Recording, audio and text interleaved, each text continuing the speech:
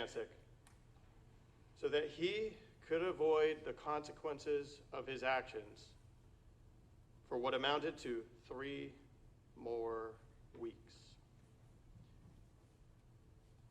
Thank you all for your time and attention thus far. I know it's been a long day, a long process, but opening statement is my opportunity to tell you what I expect the evidence to show. A summary of the story that is going to come, if you will. And the testimony and the evidence in this case is going to transport you outside of this courtroom and into the lives of, and the last days of Richard Ivancic, Laura Ivancic, and Nick Ivancic. The day before, or 2 days before, he was brutally murdered was Richard Ivancic's 71st birthday. You'll get to hear a little bit about Richard. He was an athlete in high school, married his high school sweetheart, and with her had 4 children. Richard, same name, Renee, Mike, and Mark. They lived in Ohio, and after a number of years, Richard and his first wife separated. Get to the mid-1980s, Richard would eventually meet and marry Laura Ivancic.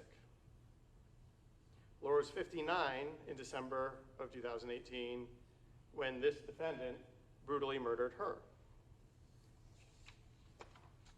Laura and Richard had a passion for fostering children.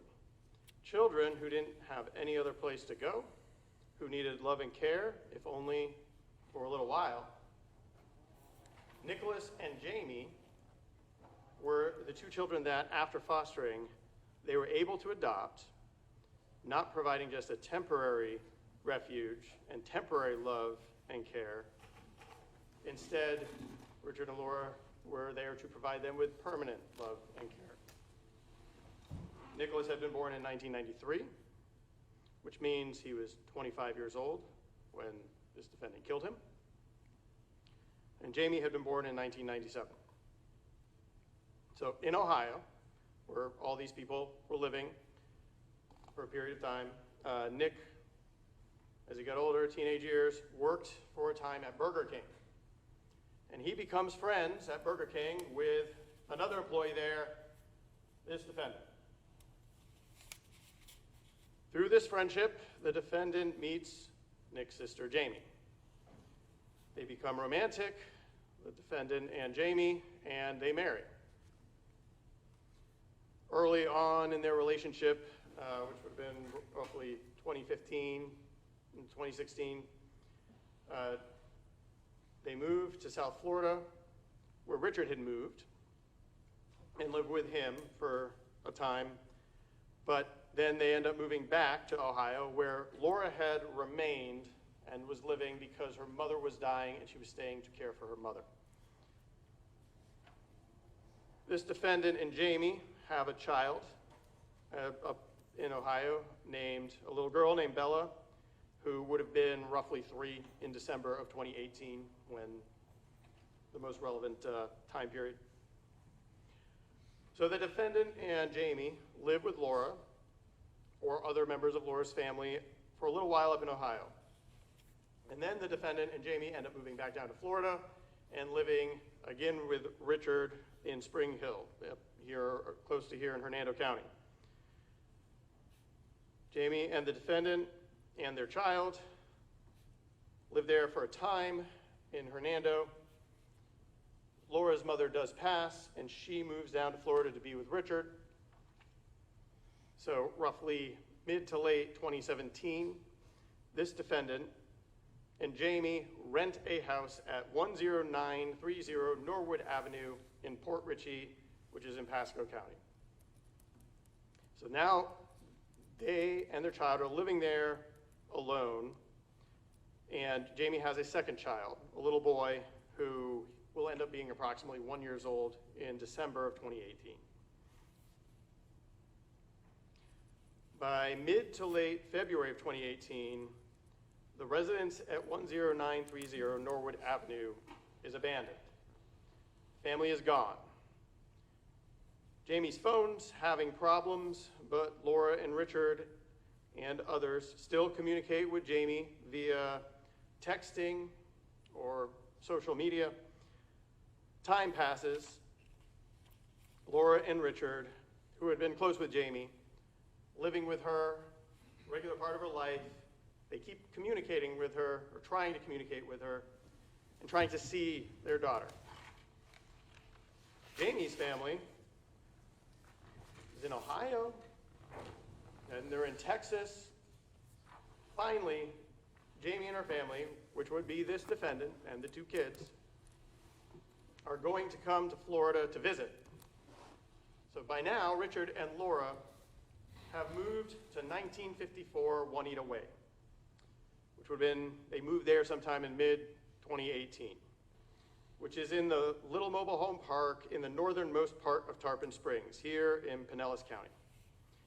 It's a 55-plus community, but Nick stays with them for the most part too. He lives there as well.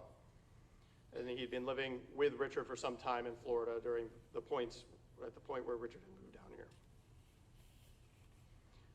So now Jamie and her family are coming to visit 1954 Juanita Way early to mid-December of 2018. They'll be there for Richard's birthday, the holidays, but at some point between December 2nd and December of 2018 and December 7th, so 2nd and 7th of 2018, Jamie's gray Hyundai vehicle arrives with this defendant, the two kids, but no Jamie. This defendant explains to them how Jamie couldn't make it because of work. She had to stay in Texas. They were also ducking collections investigators because they had abandoned the Norwood Avenue residence. So Jamie remained in Texas and didn't come. So the defendant and his two kids, remember about three and about one, are staying with Richard, Laura, and Nick for at least a week, which brings us to December 14th of 2018. So we know on December 14th that Laura goes on a shopping trip.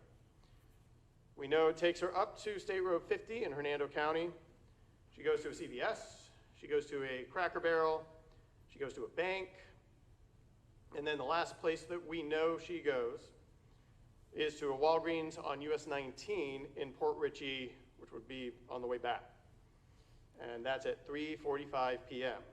in her red 2013 Kia vehicle. So backing up just a bit, the day before, which would be December 13th of 2018, was Richard Ivancic's birthday. Richard, as I mentioned earlier, turned 71. And on that day, he spoke to people on the phone. In particular, his son, Richard, I'm going to call him Rich to distinguish, his son Rich. And that is the last time that anyone outside of the people staying at 1954 Juanita Way will hear from Richard. Because once you hear the evidence and put the pieces together, it will show that Laura goes on that shopping trip. And either during those hours shopping, as the evidence will suggest, or potentially, maybe on the 15th at a shopping, if she's shopping again, definitely no later than the 15th, that Nick is apparently not home as well, possibly working. So Richard is alone, 1954 Juanita Way, with this defendant and the two small children. And this defendant, all along, had been planning to murder everyone in that house. So while Richard is walking in the house, in the dining room area, towards the kitchen, this defendant, armed with a hammer, attacks him. Richard gets hit twice in the chest. A third blow hits him in the neck. And then he is struck multiple times in the head. Richard lies there horribly injured for some period of time as the defendant realizes he's not dead, and then comes back and attacks him more, inflicting injuries that will ultimately result in Richard's death. Richard gets hit in the head at least 7 times that can be detected. Because multiple blows are hard to tell. If you're hitting somebody in the same place over and over again, you can't necessarily distinguish it as multiple blows. But there's at least 7 blows to the head. In the nose, in the forehead, in the right eye, in the back of the head. So the defendant leaves Richard there on the floor and waits. He waits for Laura to return so that he can bash Laura's skull in as well. So Laura, as I told you before, we know was at Walgreens in Port Richey at 3:45 p.m. on December 14th, which was a Friday. Given travel time, she's alive until at least 4 p.m. on the 14th. Give or take a few minutes. So she walks into her house, no idea that Richard is lying with his head bashed in, dying on the floor. And as she goes to enter the kitchen, the defendant begins bashing her head in with a hammer, striking her at least 5 times in the back of the head.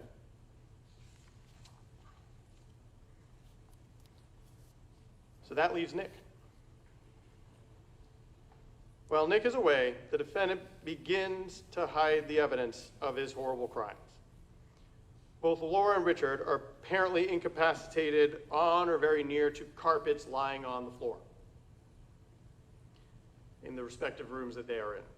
So the defendant uses the carpet to roll up Laura, drag her down the hallway of this mobile home to the end door, which is the master bedroom, and into the connected master bathroom. He then rolls up Richard in the carpet, drags him down the hall into the master bedroom, and closes the door. He then mops up the floor to ensure that Nick will not suspect the violent fate that his parents have suffered and the violent fate that this defendant has in store for Nick himself. Nick will eventually return home. It is not entirely clear when, sometime between the late afternoon, early evening of December 14th, possibly sometime on December 15th. But remember, Nick was a friend, a good friend of the defendant. They were close. They are close.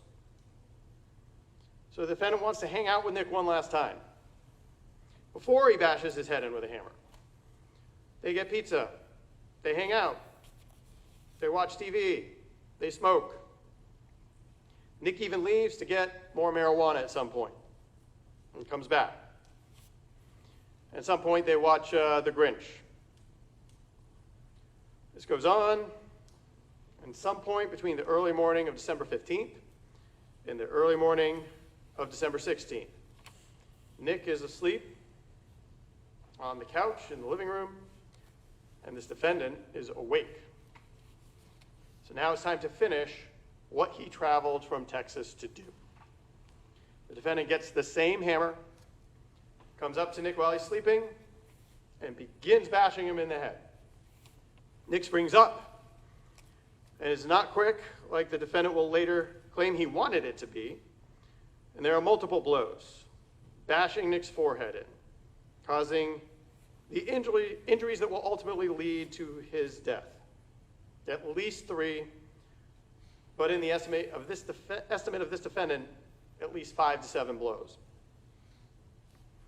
Nick is similarly dragged from the living room on some type of blanket from the couch into his bedroom and left unceremoniously on the floor just inside the door. About 2.5 weeks pass. Christmas comes and goes. Laura's brother-in-law passes away. Richard, Laura, and Nick aren't discovered dead and rotting at 1954 Juanita Way until New Year's Day of 2019. Multiple family members had tried to contact them between December 14th of 2018 and New Year's of 2019. But as they later found out, this defendant had been answering some texts on Laura's phone as part of his plan in order to throw everybody off, which we did successfully for a time. But on January 1st of 2019, Richard's oldest son, Rich, has been trying to reach his father and has not been able to. He compares notes with other family members, and he's concerned, so he calls law enforcement to do a welfare check so that the law enforcement here can have contact and make sure the people at 1954 Juanita Way are okay.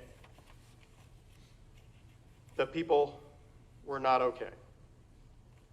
So Officer Rondos with Tarpon Springs Police Department responds along with other law enforcement officers. It doesn't take long to suspect that this is not the typical welfare check call they get, and that something far more sinister is going on. And it will take more than just a knock on the front door and making contact. So upon arrival, they get there. There's an obvious hole dug in the front yard. It looks like a grave. Dirt piled up on one side. Walking around the mobile home, there are flies visible on the windows, on the inside. And there's the smell. Law enforcement knocks on the door. No one answers. Front door is locked. But there's a sliding glass door that they're able to enter through a porch. And as they enter, it is more and more clear that this is going to be bad. There's a couch just inside the sliding glass door with blood all over it. And the place is just trashed. Garbage all over the floor in the kitchen. Moving into the living room from the kitchen, there's a drop cloth strangely laid out on the floor. And again, trash is lying around. So law enforcement, while announcing themselves, go deeper into the residence, into the hallway that all the bedrooms are off of. They check the first bedroom on the right. A little unkempt, but otherwise normal. Before even opening the next door on the right, they can see, which would be Nick's bedroom, they can see the fluid pooling at the bottom of the doorway. Open the door, and there's Nick, covered with a tarp. Also, paint poured on parts of him. The room is just a disaster. Paint spattered on the walls, egg on the walls, garbage just piled on the bed in the middle, trashed. Down to the next bedroom, the last room on the hall, the master bedroom. Door opens, and there's Richard, partially rolled up in a rug, covered in paint, as if someone had just poured some paint on him, onto his face. Beyond him, into the master bathroom, is Laura, kind of rolled up in a carpet, a red towel on top of her back, some paint poured on her, and the rooms are just ransacked, trashed. Paint flung around on the walls, stuff piled on the bed, just like in Nick's room, drawers emptied, completely trashed. And all three occupants long dead. So now the investigation begins. A search warrant is obtained to search the residence. Initially, at first check, the identities of the bodies were not obvious, especially Nick. And with the investigation, especially one of this magnitude, a lot begins to happen at once. The medical examiner is going to have to come, collect the bodies, to do the autopsies, figure out what it was that killed these people. The scene is going to have to be searched and processed for evidence to try and figure out what happened to these people. Who may have done this to these people? Anyone who could have or could lead to information law enforcement is going to try and seek out and speak to. So on the scene, various areas of blood spatter are found and documented. Interestingly, several areas of blood spatter on the walls have been painted over with white spray paint. but multiple receipts and similar items are found from the December 14th of 2018 and later. Domino's pizza boxes, McDonald's receipts, notably a receipt from GameStop dated December 16th and a receipt from Home Depot dated December 18th. A white Krylon spray paint can is found in a box of trash on the porch. And in the washer of the laundry room is found a shirt with the Punisher logo on it and some shorts that appear to have either paint splatter or some sort of chemical like bleach or something splatter on them. Fingerprints are attempted from all kinds of different objects, all kinds of different places within this residence. Ultimately, a hammer is located underneath the master bedroom bed. That hammer will eventually be tested for DNA, and it will match its last victim, Nick. This defendant's fingerprints end up being found all over the place. Jewelry box in the master bedroom, on that Krylon white spray paint can, on a package for masks. I say masks, I'm going to call them COVID masks. But remember, back in December 2018, nobody had heard of COVID. Nobody had even heard of a COVID mask. We all learned about that in 2020. But those things were still sold, still available, and there was a package for them with this defendant's fingerprint on it. There are also some things that should be there that were not. Most notably, Laura's red 2013 Kia vehicle is nowhere to be found. The only vehicle there is Richard's, a van belonging to Richard that was really Nick's, that Nick would use. Nick and Richard's IDs are not located. There's some personal items that are missing that are expected to be there. Richard was a coin collector. All the coin collection's gone. There's a revolver that should be there that's gone. Now, I told you multiple things are going on at the same time. One of the things that develops is that Jamie and this defendant are two people that law enforcement want to get in touch with, if for no other reason than for notification of what has happened and basic information. Eventually that shifts to wanting to locate the two of them and their kids because no one is sure exactly where they are or where they even should be. Later in the investigation, Jamie's gray Hyundai vehicle is located at the clubhouse parking lot of the mobile home park, which is roughly a couple hundred yards away from 1954 Juanita Way. The trunk is stuffed with multiple trash bags full of things that clearly came from 1954 Juanita Way. Paperwork that would have been in Richard and Laura's bedroom. Laura's and Jamie's passports. Some receipts indicating that the defendant had been in Texas until at least December 2nd of 2018. In the garbage bag, some receipts from Laura's probably last shopping trip on December 14th. There's a pillow saturated in blood. And also Laura's purse, which we know had gone on that December 14th shopping trip with her, and that also has blood on it. So major focus swiftly becomes finding this defendant, finding Laura's red 2013 Kia vehicle. With the help of law enforcement in Ohio, on January 3rd, 2019, Laura's 2013 red Kia vehicle is discovered at 1573 Newman Avenue in Lakewood, Ohio. And one of the people staying at that address at that time was this defendant. So Detective Anderson and Detective Scarpati with Tarpon Springs Police Department travel to Ohio.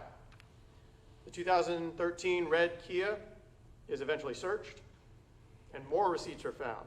Walmart, McDonald's, and more, spanning dates since December 16th of 2018. 1573 Newman Avenue is searched, and a wallet with Richard and Nick's driver's license is located. Also, their credit cards, Richard's coin collection is found, some other items of interest, and also notably a weight belt. Through all the receipts that are collected from the various places that they were found, detectives are able to see that on December 16th of 2018, this defendant went to Walmart in Palm Harbor wearing the shirt with that Punisher logo that was found in the washer, and he buys a bunch of scented things, scented things which were also found in the house. He goes to McDonald's that day, gets chicken nuggets at lunchtime. He goes and sells a bunch of Nick's video games wearing the same Punisher shirt at GameStop in Palm Harbor in the evening hours. And then he eats at dinner time at McDonald's, again, getting chicken McNuggets. On December 17th of 2018, in the evening, he's at McDonald's again getting chicken McNuggets. December 18th of 2018, the defendant spends the late morning hours going to Walmart in Port Richey, where he purchases that Krylon white spray paint, as well as the COVID masks. Also, some additional items to include clothes that he will later be seen in. He goes to McDonald's that day around lunchtime and gets, surprise, chicken nuggets. And then he goes to Home Depot in Port Richey. At Home Depot, he buys tarps, which are found in the residence. One of them laid out. One of them appears to be on Nick. He buys a paint can opener, which is found in the residence. And also on the Home Depot surveillance, you can observe that he is wearing blue shoes, and I'm going to call them unblemished blue shoes. On December 20th of 2018, he goes to Dunkin' Donuts and Holiday. On December 21st, 2018, around lunchtime, he gets chicken nuggets from McDonald's in Port Richey. He then goes to Walmart in Hudson, where notably those blue shoes that were unblemished a couple days earlier now can be seen with paint or bleach splotches on them, consistent with the paint and the chemicals that were poured on the bodies. The defendant orders Domino's Pizza that evening at 1954 Juanita Way, so that would be the 21st, where he is still staying. On December 22nd, he goes to the McDonald's in Port Richey in the evening. And then on December 23rd of 2018, he leaves 1954 Juanita Way for good. And he leaves, and we track him out of town. He stops at a McDonald's on State Route 54 in Pasco County in Newport Richey at about 2:30 p.m. And then we next pick him up in Macon, Georgia at a McDonald's in the evening hours on his way to Ohio. And every time we were able to see the defendant and see the vehicle that he is using at any of those locations, it is the defendant driving that 2013 red Kia vehicle. Laura's 2013 red Kia vehicle. And then sometime Christmas Eve or Christmas, the defendant is in Ohio until he is caught on January 3rd.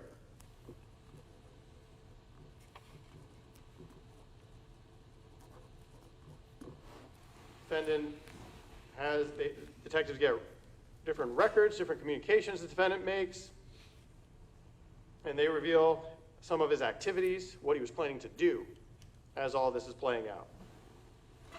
As I told you, Ohio authorities picked up the defendant, and Detective Anderson and Detective Scarpati flew up to Ohio as quickly as they could. Detective Anderson ends up sitting down with this defendant, and the defendant confesses. Chillingly, heartlessly, methodically, he describes his version of what he did and to some degree why he did it. One thing he says, though, that no one knew yet, although some had been starting to suspect and likely would have been discovered soon after, is about Jamie. Remember the defendant's wife, Jamie Ivancic, who he lived with at 10930 Norwood Avenue in Port Richey. Way back in January, February of 2018, well, it turns out that Jamie never moved away from Norwood Avenue. The defendant had killed her. According to the defendant, during an argument that turned violent, Jamie had armed herself with a knife. The defendant had disarmed her and then strangled her. And while she was helpless, he bashed her head in with a hammer. At least 12 separate blows, caving in both sides of her head. The defendant had then left her body in the bathtub for a few days while he figured out what to do. In that residence, he had a fenced-in backyard, so some privacy. He dug a hole about 3 feet deep, put Jamie in trash bags, and buried her in that backyard. He then trashed that residence to distract from his crime, pouring paint or other liquids all around the bathroom where her body had been bleeding out, messed the place up, and he and his kids abandoned it. Fleeing first to Ohio and then later to Texas. And since then, the property manager had renovated the residence, rented it out again, and no one had yet thought to excavate the backyard looking for Jamie, who was, as of yet, no one had realized was missing. Because the defendant had then pretended to be Jamie on her phone, texting people, responding to texts, hiding the fact that Jamie was dead and buried in a backyard in Port Richey. It was a plan that was to some degree successful. That continued to be successful until January of 2019. But Jamie's parents had wanted to see her. They wanted to talk to her. They kept trying to communicate with her. And the defendant was afraid that his crime would be discovered. So he decided that he was going to travel from Texas to Tarpon Springs and kill them. He planned to kill them, to take their stuff, and to do the same thing with them that he had apparently succeeded with Jamie. So when he arrives at 1954 Juanita Way, without Jamie, it had nothing to do with Jamie having been at work or creditors trying to reach them. It was because she had been dead and buried for 10 months. He arrived to execute his plan that would help him avoid arrest and avoid the consequences of his actions. And execute it he did. I expect the evidence to show that days before starting his Tarpon Springs murder spree, he was planning on taking Laura's car and going back to Ohio. He waited until he could safely crush their skulls with a hammer, one at a time, when he's alone with Richard. I say alone because the two children were very small, but while he was alone with Richard, on December 14th, latest December 15th, he bashes his head in.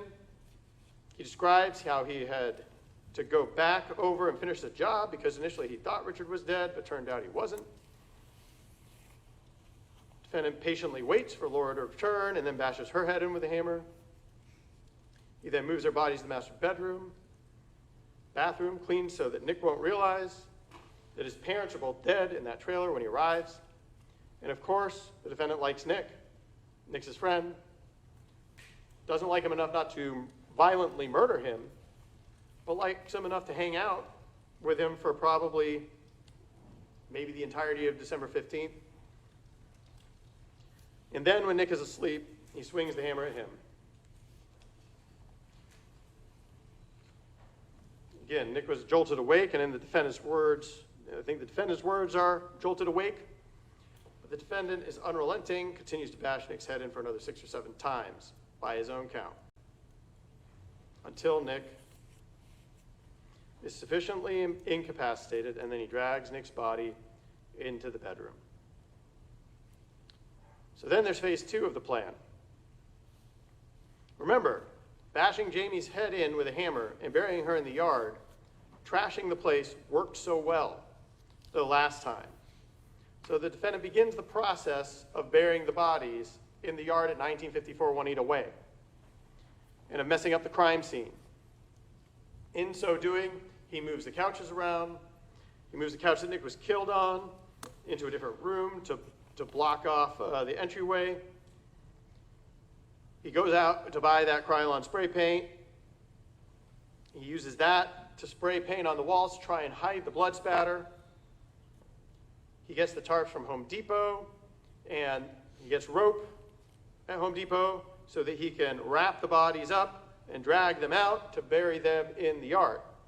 He pours paint and chemicals on the bodies to try to help with the smell. He starts digging the hole. But sometime around the afternoon of December 18th or on December 19th, he has to change the plan. He realizes that Richard is too heavy for him to get to the hole, and that he may not have the ability to get the 3 bodies from the house into the yard during the cover of night and into the hole that he has been digging. He still messes up the house, but now his plan changes to he's going to leave the bodies where they are. He's going to go back to Ohio. He's going to work out, exercise, bulk up. Remember that weight belt I told you about? And in the meantime, perhaps the bodies will get lighter as they decompose. And then the defendant will return sometime around February, complete the plan, and bury the bodies. He uses Laura's phone to send messages to her family members, just like he did with Jamie. So on December 23rd of 2018, when he leaves 1954 Juanita Way, leaves the decomposing bodies of Richard, Laura, and Nick en route to Ohio. He does so to enjoy the remainder of the 3 weeks that he had bought himself for the price of violently ending 3 lives. Now, that's not all the evidence that I expect you'll hear over the next few weeks. Over the course of the next few days, Mr. Doga and I will be presenting evidence to give the general circumstances of the crime, but also to prove 4 different aggravators with respect to each of the 3 murders. 1, that the defendant has been convicted of another capital felony or violent felony. And since the defendant sits before you, having already pled guilty, he has been convicted of manslaughter for killing Jamie, which satisfies that aggravator, and also for each other murder he's been convicted of. 2, that the defendant committed the offense to avoid arrest. That in murdering Richard, the defendant was trying to avoid the arrest for killing Jamie. That in murdering Laura, the defendant was trying to avoid arrest for killing Jamie and Richard. And that in killing Nick, he was trying to avoid arrest for killing Jamie, Laura, and Richard.